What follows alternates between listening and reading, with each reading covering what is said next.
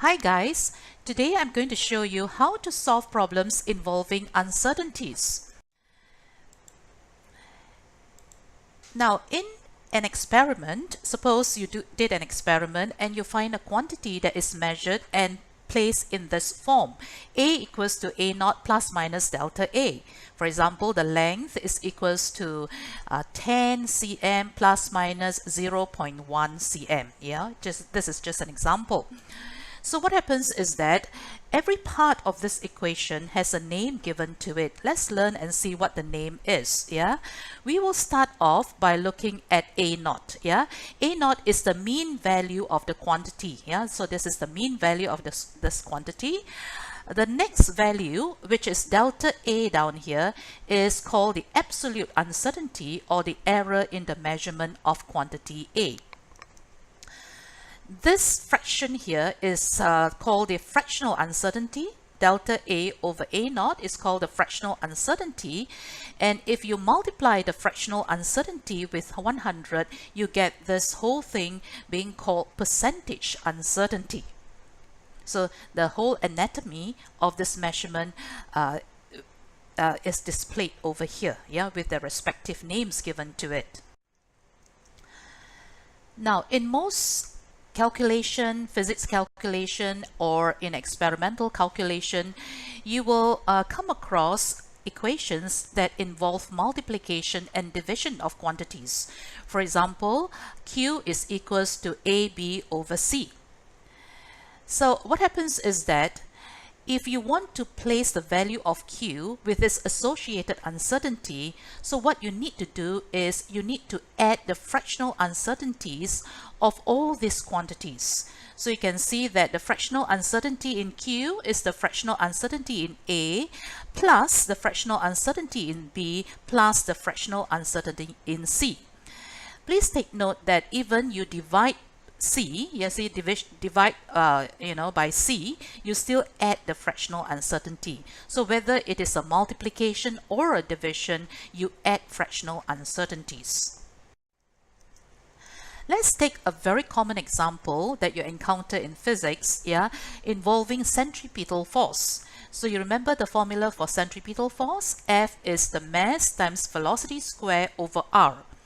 Now, let's suppose that the mass is measured to 1.8 plus minus 0.1 kg. The velocity is 12 plus minus 2 meters per second, and the radius is given as 8.0 plus minus 0.2 meters. Now, the question is, find the force including the uncertainty.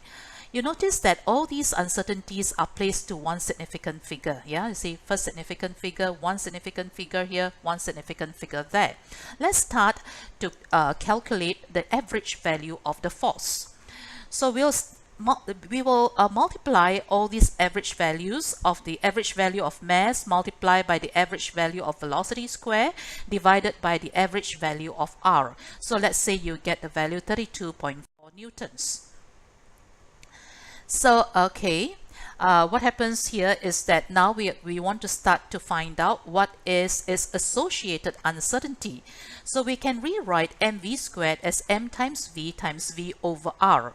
So the fractional uncertainty in F is the fractional uncertainty in mass plus the fractional uncertainty in velocity, and again plus another fractional uncertainty in velocity because there are two velocities here, v times v, and then you add fractional uncertainty in r. Again, take note, even you are dividing by r, you have to add its fractional uncertainty. So substitute the values in, use a calculator, and you can get this value 0.414. So to find the uncertainty in F, you take the 0.414, this number, multiply by F, cross multiply, yeah?